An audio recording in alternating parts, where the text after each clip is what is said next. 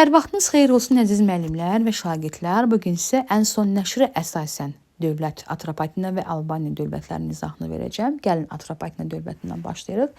Deməli deyirik ki, eramızdan əvvəl 4-cü əsrin deməli ortalarında, sonlarında daha doğrusu iki dövlət yaranır. Atropatina və Albaniya dövləti. Atropatina Azərbaycanın cənub hissəsindədir, Albaniya şimal hissəsindədir. Əgər sizə düşsə ki, Azərbaycanın cənubunda yaranmış ilk dövlət, götürürsüz Manna dövlətinə. Yox, şimalında yaranmış ilk dövlət götürürsüz deməli Albaniya dövlətinə. Atropatina dövlətinin yaradıcısı verilən məlumatlara görə Atropat olmuşdur. Atropatina dövlətinin yaranması 321-ci ilə təsadüf edir. Yəqin ki, eradan əvvəl yadınızdan çıxmaz. Atropatina dövlətinin paytaxtı Kazaka şəhəri olub yoldaşlar. Atropatina dövlətinin ərazisinə deyirik Cənubi Azərbaycan və Şimali Azərbaycanın bəzi cənub rayonları. Bu yadınızı saxlayın. Və biz deyirik ki, Atropatina və Albaniya dövlətinin yaranması ilə Azərbaycan xalqının təşəkkülü deməli başlanmışdır. Yadınızda qalsın. Və həmişə oxuyanda qabağınıza illər çıxacaqdır. Bu illəri mən sizin üçün deyirəm. Deməli 330, 328, 27, 23 və 21-ci il. Deməli 330-cu ildə yoldaşlar İskəndər qərar verib ki, bütün yerli canişlər hakimiyyətdən uzaqlaşsın. 328-ci ildə Atropat satrap təyin olunubdur. 327-ci ildə Baryaksın üsyanını yatızdırmışdır. 323-cü ildə İskəndər ölüb və 320-də deməli dövlət yaranıbdır. Belə deyirik müəllimlər. Atropatina dövlətinin ictimai quruluşu var. Bir də siyasi quruluşu var. Yadınızda qalsın. Deməli ictimai quruluşuna görə biz deyirik ki, deməli quldar, amma siyasi quruluşuna görə monarxiyadır. Yadınızda saxlayın müəllimlər. Ən son nəşrə əsasən biz deyirik ki, Atropatina dövlətində yaşayan tayfalar var. Gəlin bu tayfaları öyrənək. Maq, Müq, Kadosi, Kaspi, bir də Sak tayfaları. Yadınızda Maqı nə ilə saxlayın müəllimlər? Maq Zərdüştlük dinində, yəni kahinlər mənasını ifadə edir. Yəni mühafizəçi, Avestada ən mühüm işləri görən. Müq indiki deyir ki, Herodotun tarixi əsərində biz məlumat veririk ki, burada Muğan ərazisində məskunlaşmışlar və Mukan adından da belə deyirlər də mənbələrindən biridir. Daha sonra gəlirik Kadusi tayfaları. Yadınızda qalsın, Kadusi tayfalarından Kaspi tayfaları həm şimalda, həm cənubda yaşamışlar. Kadusini həmişə nə ilə yadda saxlayın? Qavqamela döyüşündən müəllimlər. Kaspini, deməli, Əhəməni Yunan müharibələri. Yadınızda qalar mı bilmirəm. Əhəməni və Yunan müharibələrində yadınızda saxlayın. Deməli, Kadusiya Qavqamela döyüşüdür. Kaspilər isə Əhəməni Yunan. Yadınızda qalsın. Saklar isə artıq döyüşkən bir xalq kimi, deməli, tarixə deməli düşmüşdür. Aha, sonra gəlirik nə ilə? Məşğuliyyət hissələrinə. Biz deyirik ki, məşğuliyyət hissələrində əsasən ən son nəşrə əsasən deyirik ki, Strabon atlar üçün ən yaxşı yem olan yoncadan bəhs edirdilər. Onun dəvələri ilə məşhur idi. Çində bu atlar səma atlar adlandırırdı. Çin və Hindistanla əlaqələrimiz daha möhkəm idi. Bunu yadda saxlamağınız lazımdır. Əsas şəhərlər olaraq Kazaka, Fraspa, Fanazba kimi şəhərlərin biz adlarını deməli çəkə bilərik. Və belə bir testdə sual düşür müəllimə. Deyir ki, Kazaka şəhərinin əsasını kim qoyubdur? Deyəcəksiniz, Əfrasahib nəslindən olan Turanlı Əfrasahib, üzr istəyirəm. Turanlı Əfrasahib tərəfindən inşa olunmuşdur.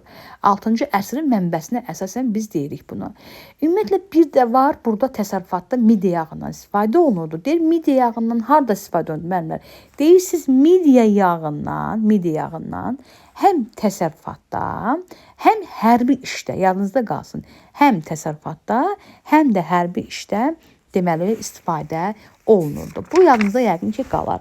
İndi gəlirik Manna dövlət, Atropatina dövlətinin üzr istəyirəm, deməli işğallarına. Deməli müəllimlər, belə yadınızda saxlayın. Manna, Atropatinada mövcud hökmdarların gəl adlarını sayaq, görək bir hansı hökmdarları biz tanıyırıq. Deyirik Atropat, deyirik Artabazan. Harada n olanda, axırında n sözü varsa Artabazanı. Onu yadda belə saxlayın müəllimlər. Xarici ölkələrin hücumu, Selevkilərin hakimiyyətinə tabe olmaq, bunu belə yadda saxlayın. Və 200 yoldaşlar, 223, yəqin ki, eradan əvvəl sözü yadınızda qalar. Aha, sonra gəlib deyirik ki, 190-cı ildə isə artıq Roma və Selevkilər müharibə aparanda Maqnitsə döyüşündə Atropatina dövləti müstəqillik deməli əldə edir. Və məhz Artabazanın dövründə Xəzər dənizinə baxın, Xəzər dənizi bu istiqamətdədir.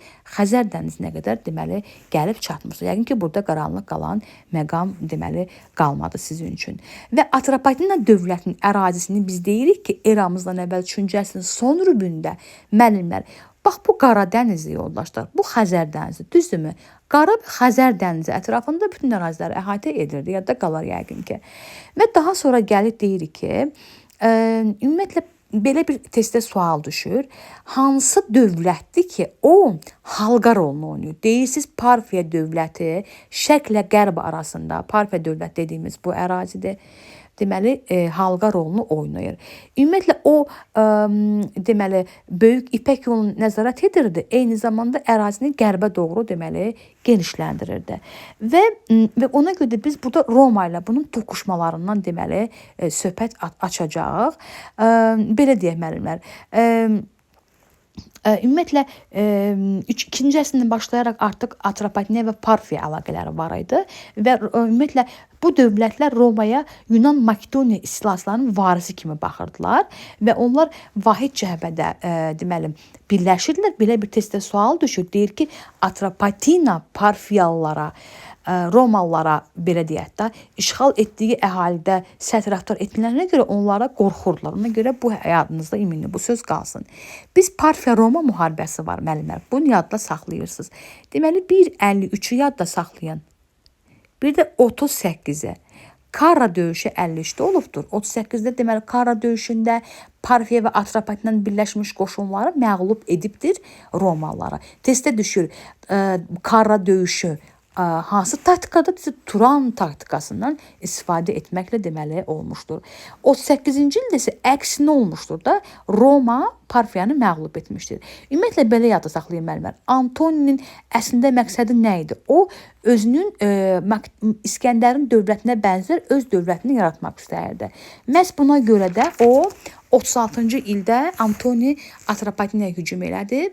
Fraspa döyüşündə deməli işğal etdi deməli ərazini, deməli Fraspa döyüşündə Artabazat axırda olan Artabazadın dövründə Antoni məğlub oldu, öz qoşununu geri çəkdi və nəticədə bu döyüş deməli əzəmətli şərq yürüşü fəlakətlə başa çatdı. Hətta deyir ki, Roma legionunun bayraqlarını bayram qələbə münasibətilə bayram eləyir və xalqa nümayiş etdirir. Yadınızda qalsın bu hissə.